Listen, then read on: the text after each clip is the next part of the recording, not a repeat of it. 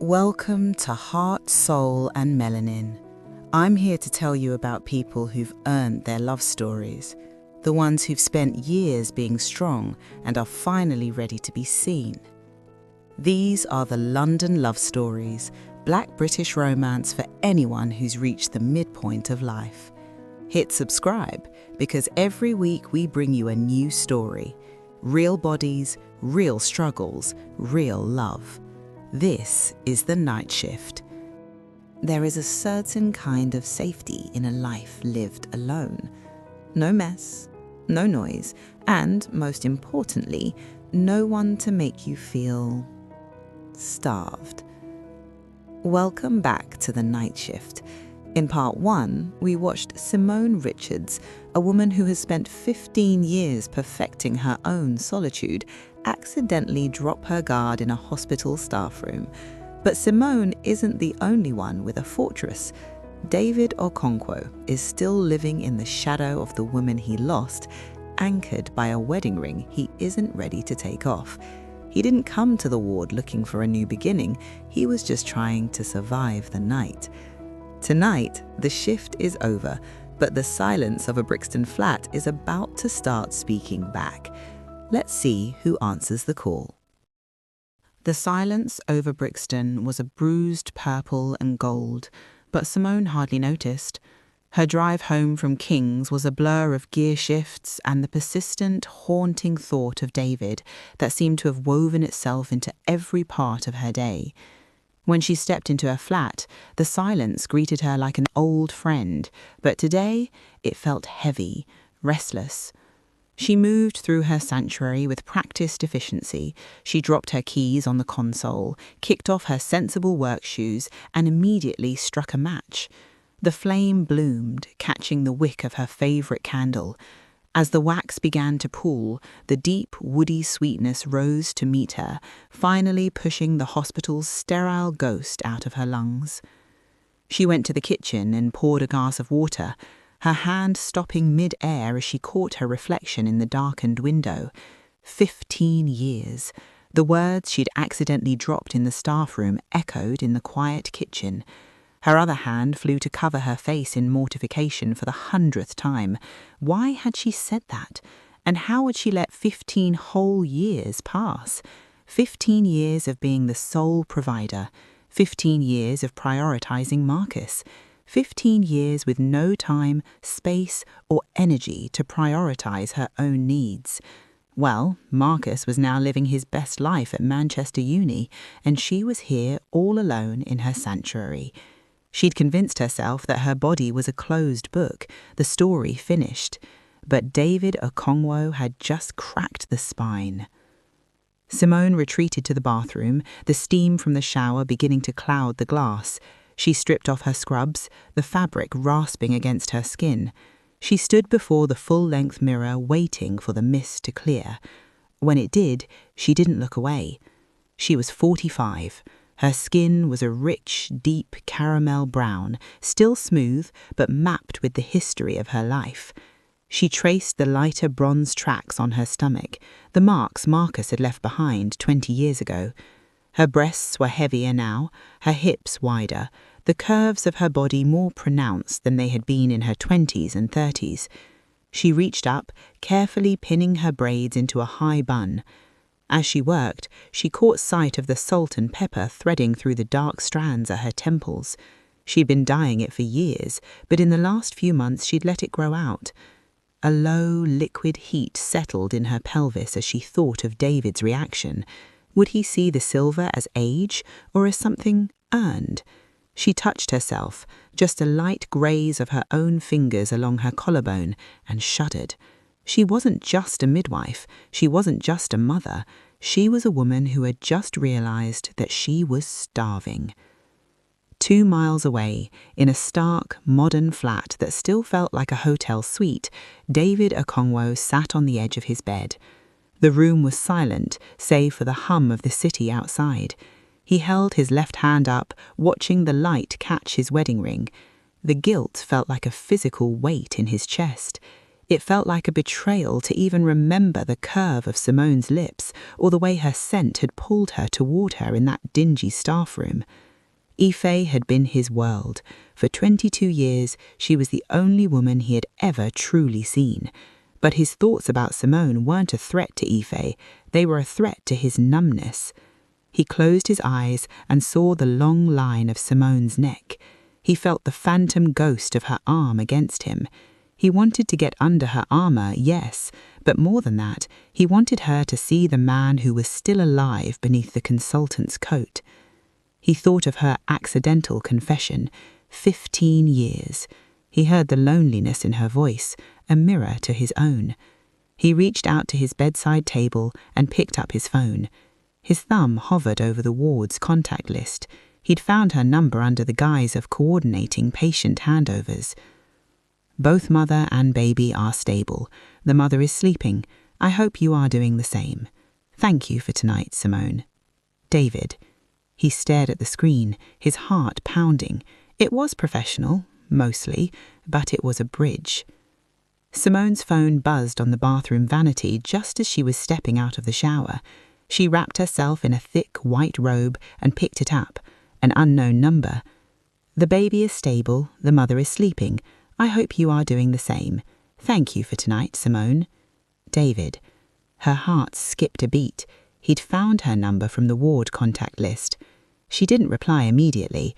She walked into her bedroom and sat on the edge of her bed, her damp skin still warm from the shower, and felt the ancient, rusted gears of her heart begin to turn.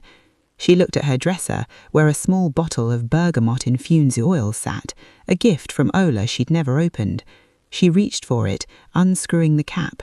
The sharp, clean scent filled the room. She rubbed a drop on her pulse points. Glad to hear it, Doctor. Get some rest. You look like you need it. It was a challenge, a playful nudge. Across London, David saw the message and smiled, his large white teeth catching the morning light. He felt the guilt recoil, just an inch, making room for a new, terrifying hope. Simone put the phone down and lay back against her pillows. For the first time in 15 years, she didn't just feel tired, she felt awake. 2 days later, Simone found herself in a large, vibrant kitchen in the quiet but popular area of Beckenham. Ola was a whirlwind of energy, her young locks wrapped in a bright silk scarf, moving between the stove and the table with the grace of a woman who had recently reclaimed her own life. "You're quiet, Simone," Ola said, sliding a plate of steaming rice and peas with oxtail in front of her. "And don't tell me it's the night shift. I know your tired face. This isn't it. This is your I've seen a ghost face." Simone picked at her food, the scent of the spices grounding her. "There's a consultant, David. He's observant, Ola. Too observant." Ola sat down, her eyes sharp and knowing. "Observant? Or is he looking? There's a difference, sis. A man who observes is checking his watch. A man who looks is checking for a way in." "He's widowed," Simone whispered, the words feeling heavy. "He still wears his ring, and he's Nigerian. Lagos via North London. He has this way of standing in my space, Ola. It's been so long I've forgotten the rules." "Rules?" Ola laughed, a deep, rich sound. "Babe, the only rule is survival, and you've been doing that for too long. You've built this fortress in Brixton, and you're scared he's going to see the dust on the shelves. Let him in. If he's a good man, he won't care about the dust. He'll be too busy looking at the woman who owns the house." I told him it had been 15 years. I didn't mean to. It just fell out. Ola reached across the table, squeezing Simone's hand. "Good. Let him know the stakes. You aren't some 20-something out here playing games. You're a grown woman with a life and a son and a career. If he wants a piece of that, he has to earn it. But Simone, don't starve yourself just because you're scared. You've been on a diet for 15 years. It's time to eat. And if he can't handle your appetite, that's his problem." That night, back in her flat, Simone looked at her phone. The unknown number from 2 nights ago. She saved it. David. She wasn't starving herself anymore. the simmer, the weeks following. The relationship didn't explode, it simmered. Over the next 3 weeks, they became masters of the near miss. They met in the corridors of King's, in the frantic minutes between emergencies. Each interaction was a lesson of sensory deprivation and excess. On a Tuesday, it was a shared elevator ride. The air in the small metal box was thick with the scent of his shower gel and the heat radiating off his body. David stood behind her, and Simone could feel the warmth of his chest through her scrubs, though he never touched her. "You changed your candle," he said quietly, his voice vibrating against the back of her neck. Simone's heart nearly stopped. "How could you possibly know that? You smell less cinnamon today, more like something darker, woodier." "Oud," Simone whispered, her eyes closed. "It suits you." The elevator doors opened and he stepped out without another word, leaving her trembling against the handrail. On a Friday, they were in the NICU, standing over a twin delivery. Their hands met for a second as they both reached for the same chart. His skin was hot, searingly so, and the sight of his bare chocolate hand on the white paper made Simone's stomach flip. She looked up and caught him looking at her mouth again. His warm eyes were dark, the pupils blown wide. He wanted her to look at him. He wanted her to see the man who was drowning in her presence. The tension was becoming a physical weight. Every time he flashed those straight white teeth, Simone felt a pull in her lower belly that made it hard to stand straight. Every time she caught him turning his wedding ring, she felt the sharp, jagged edge of his grief and her own fear. They were two professionals, two adults who had seen death and life in equal measure, yet they were acting like teenagers in the dark, terrified of the first spark. Finally, after a particularly brutal double shift, David found her in the parking lot. The London rain was a fine mist, turning the asphalt into a mirror. "Simone," he called out. She stopped, her hand on her car door. He walked towards her, his coat open, his breath visible in the chilly air.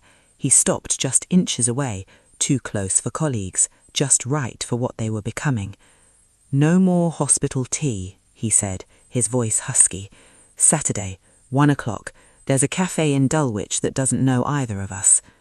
Simone looked at him, really looked at him. She saw the salt and pepper in his goatee, the strength in his neck, and the desperate, naked hope in his eyes. 1 o'clock, she agreed. "Don't be late, David." "I've been waiting 15 years, he said, the words a soft, dangerous echo of her own. Saturday arrived with a sharp autumnal chill that bit through the London mist. In her Brixton flat, Simone was engaged in a battle with her own reflection. The cinnamon and oud scent was thick in the air, but today she had added a layer. She had spent an hour in the bath oiling her skin until her dark chocolate limbs glowed. She dressed with a deliberation that felt like a prayer. She chose a deep emerald knit dress that hugged her curves without screaming, cinched at the waist, and a pair of leather boots with a slight heel that made her feel powerful. She spent a long time on her face, not to mask it, but to highlight her high cheekbones and the depth of her eyes. She left her braids pinned up, refusing to cover the salt and pepper at her temples. If David was going to see her, he was going to see her, all of her. As she pulled on her coat, she felt a flare of pure, unadulterated terror. She looked at her bedroom door, and for a second she wanted to lock it and crawl back into the safety of her 15-year silence. But then she remembered the way David's bare hand had felt on her arm in the staff room, and the fear was eclipsed by a hunger so sharp it made her dizzy. The cafe was tucked away on a quiet side street, all steamed-up windows and the smell of roasting beans. Simone arrived 5 minutes early, her heart thumping a frantic rhythm against her ribs. She saw him before he saw her. David was sitting at a small corner table, staring into a black coffee. He wasn't in scrubs or a consultant's coat. He was wearing a heavy charcoal grey wool overcoat and a grey crew-neck pullover that emphasized the powerful thickness of his neck. The salt and pepper in his goatee looked silver in the soft cafe light.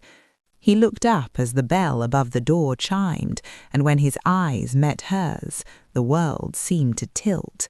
He stood up immediately, his movements graceful despite his size. "Simone," he said, and the way he breathed her name made her knees weak. "David." He didn't offer a handshake, and he didn't lean in for a professional peck on the cheek. He simply stood there, his expressive eyes roaming over her face, her hair and the line of her neck. He was looking at her. He was looking in her. "You look incredible," he said, his voice a low rumble. "Thank you. You look pretty good yourself. Quite different without the stethoscope." He smiled, behind his beautiful lips those straight white teeth flashing, and Simone had to grip the back of her chair to steady herself. "Sit, please." For the first 20 minutes they stayed in the shallow end. They talked about Marcus and his engineering degree, about the nightmare of South London traffic and the peculiar politics of the King's College staffing rotas. But the physical awareness was a third person at the table. Every time David leaned forward, Simone caught his scent, and her body responded with a traitorous liquid heat. Every time she reached for her latte, she saw his eyes track the movement of her throat as she swallowed. "I keep thinking about what you said," his voice dropping as he leaned in closer. The cafe noise seemed to fade into a hum. Simone felt the blood rush to her cheeks. "I shouldn't have said that. It was a moment of exhaustion." "No," he said, reaching across the table. He didn't touch her, but his hand was so close she could feel the heat radiating from his skin. "It was the first real thing anyone has said to me in 2 years. Everyone else treats me like I'm made of glass, like if they say the wrong thing, I'll shatter." "And will you?" she asked softly. "I thought I would," he admitted, his thumb absently tracing the gold wedding ring on his finger.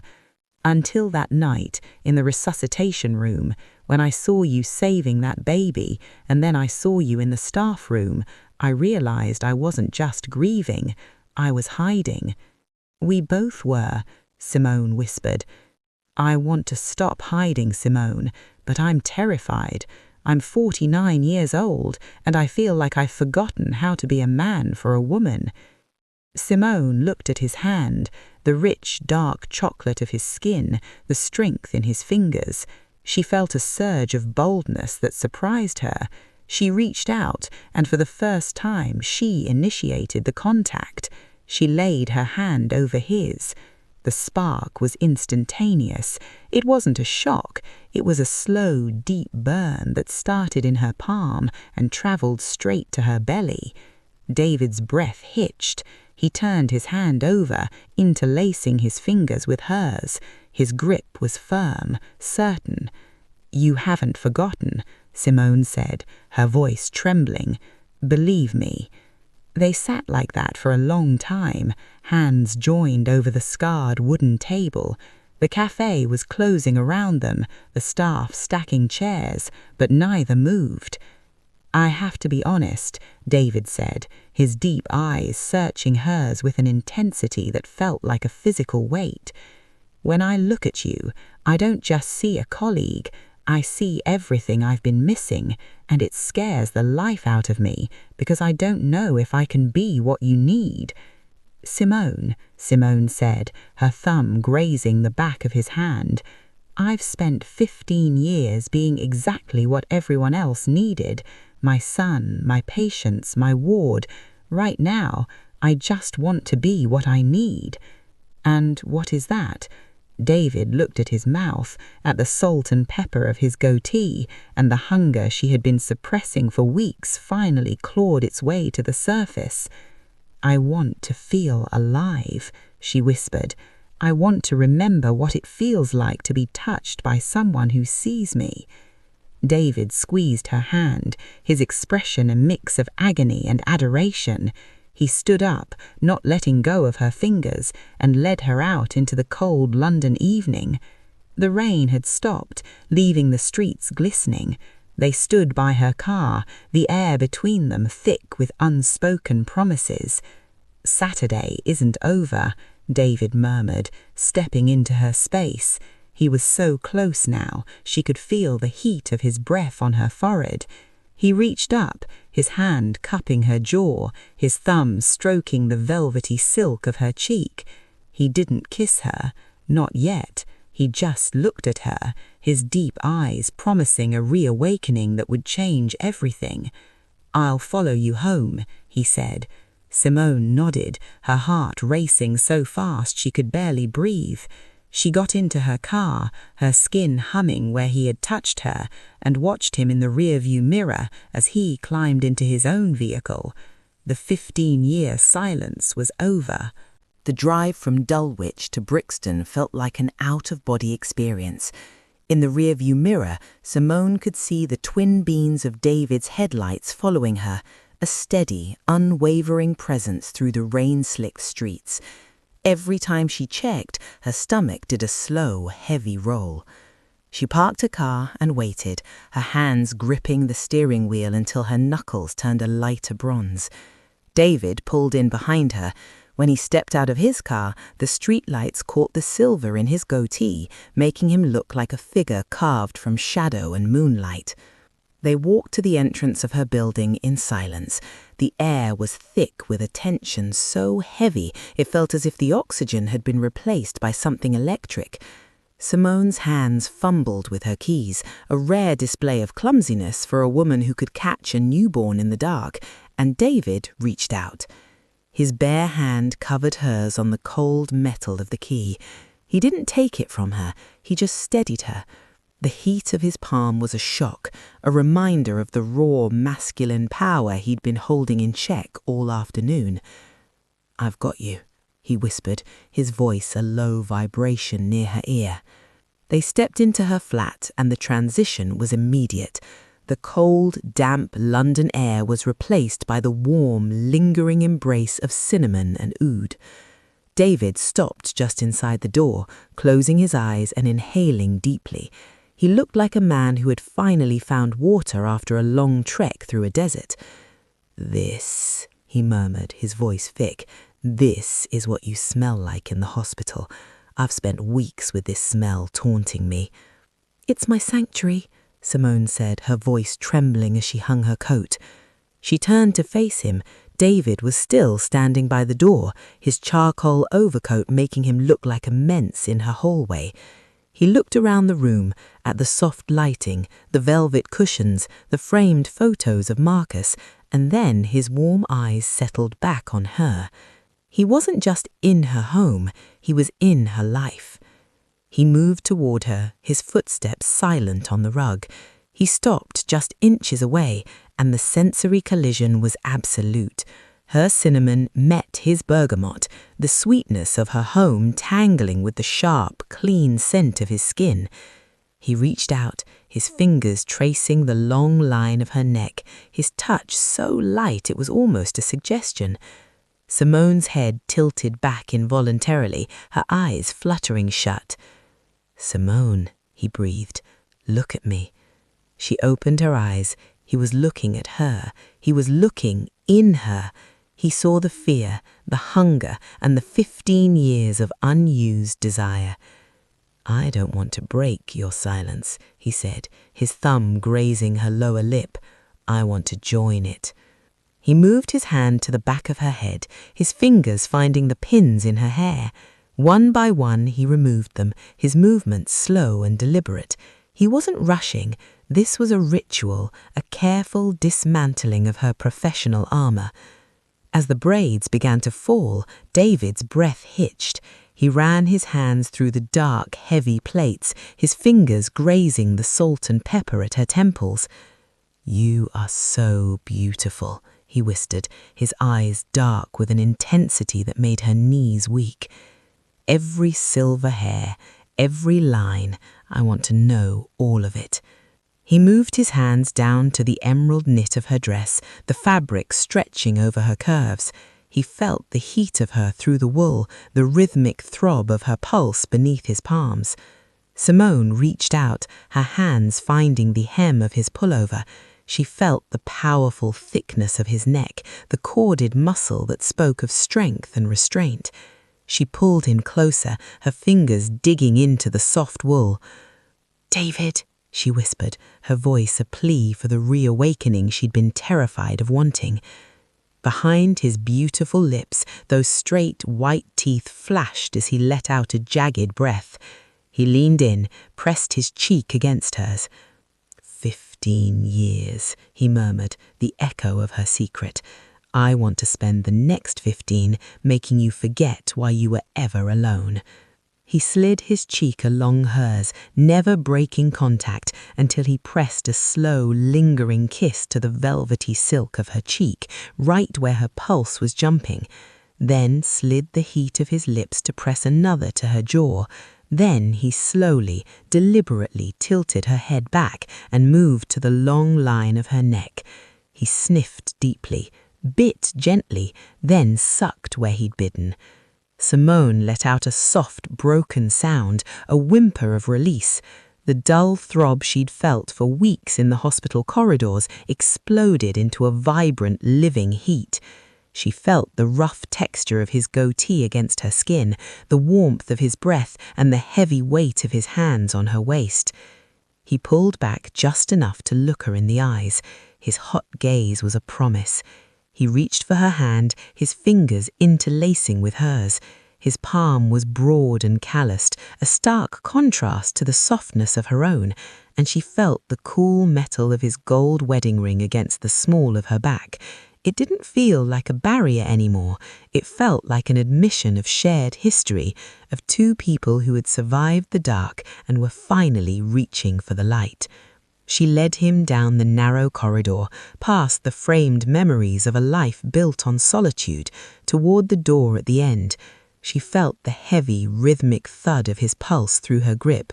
She was the architect of this moment. She was finally guiding someone into the center of her world. "Are you sure?" he asked, his voice a husky rasp. Simone looked at him, at the man who looked in her and didn't turn away. She reached up, her fingers tracing the silver in his goatee. "I've never been sure of anything in my life," she said. When they crossed the threshold of her bedroom, the low light of a single lamp cast long, amber shadows across the walls. The room smelled faintly of lavender and the fading sweetness of the living room candles. Simone turned to face him, her heart a frantic drum. David didn't wait. He reached out, his hands framing her face with a reverence that made her breath catch. It wasn't the tentative, polite kiss of a first date. It was an arrival. When his lips finally met hers, it was a collision of years of suppressed hunger. He tasted of black coffee in the cold evening air. It was deep, slow, and possessive. Simone let out a broken sound, her hands sliding up the charcoal wool of his coat to find the warmth of his neck. He groaned into her mouth, a low, primal vibration that she felt in her very marrow. His goatee was a soft, prickling friction against her skin, the warmth of his breath and the heavy weight of his hands on her waist. He pulled back just enough to look her in the eyes. His hot gaze was a promise. He reached for her hand, his fingers interlacing with hers.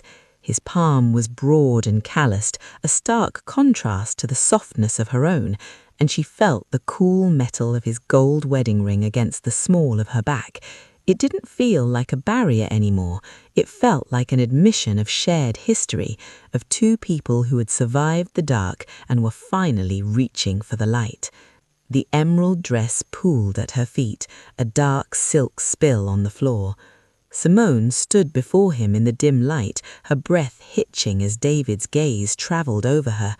She felt the familiar urge to cover herself, to hide the parts of her that 45 years had claimed. But David stepped closer, his hands finding her waist. He didn't look away from the tracks of lighter bronze on her stomach. He knelt, his large hands splaying past the map of her stretch marks. He pressed a slow, lingering kiss to the center of them. "Beautiful," he murmured against her skin. a map of what you've given the world. He rose, his hands moving upward to the weight of her breasts. He held her with a quiet awe, his thumbs grazing the tips until she arched into him. He loved the fullness of her, the way she felt substantial and real in his arms. When she moved, there was a soft, rhythmic jiggle to her flesh, the honest, unburdened weight of a mature woman. David didn't just accept it, he seemed to crave it. He pulled her flush against him, his coat and pullover discarded, his bare chest a wall of solid, radiating heat. He lifted her easily, the strength in his arms a shock to her system, and she instinctively wrapped her legs around his waist, a move that felt vulnerable and powerful at the same time. When he laid her back on the cool sheets, the heavy weight of his body settling over her stole her breath. He was substantial. He was a mountain of muscle and intent. Simone tightened her legs around his waist, pulling him into the cradle of her hips. She felt the cool metal of his gold wedding ring against the small of her back. It didn't feel like a barrier anymore. It felt like an admission of shared history, of two people who had survived the dark and were finally reaching for the light. "Look at me," he commanded softly. Simone opened her eyes. He was looking at her. He was looking in her. His joining with her was a slow, deliberate pressure that felt like a homecoming. It wasn't just a physical union, it was a claiming. Simone gasped, her fingers digging into the corded muscle of his shoulders as he filled the 15-year void. He moved with a steady, powerful rhythm that demanded she stay with him. He didn't rush. He watched her face as he claimed her, his own expression a mask of concentration and raw, naked need. The weight of him was a comfort she hadn't known she was missing, the physical proof that she was no longer alone in the dark. In the quiet of the Brixton night, the only sound was the jagged rhythm of their shared breath and the soft, rhythmic creak of the bed as two lives finally, passionately, became one. The silence of the last 15 years didn't just break, it dissolved, leaving nothing but the sound of two people finally remembering how to breathe together. We've all been there, haven't we? Building walls so high and so thick that we forget there's a world outside of them. We call it strength, we call it protection, but sometimes it's just a long, cold winter. Simone spent 15 years in that winter, and David, he was wandering in the dark. But tonight, in a small flat in Brixton, the sun finally started to peek over the horizon. If this story is touching a place in you that's been quiet for too long, let me know in the comments. Have you ever felt that arrival? That moment where you realize you don't have to be the strong one anymore? I'd love to hear your thoughts. This community is built on our shared stories. If you're enjoying The Night Shift, please hit that like button and subscribe to Heart, Soul and Melanin. It helps the algorithm find the other strong ones out there who need to know that it's never too late for a new beginning. But the morning always follows the night, and for Simone and David, the morning brings the hospital corridors, the weight of the past, and the reality of a gold ring that still holds a lot of ghosts. How do you build a future when the past hasn't quite let go? That is the journey of part 3, the sanctuary. It's coming soon. Make sure your notifications are turned on so you're the first to know when the final chapter drops. You won't want to miss how this ends. Until then, remember, you've been strong long enough. It's okay to be seen. I'm your narrator, and this has been the London Love Stories. Good night and stay beautiful.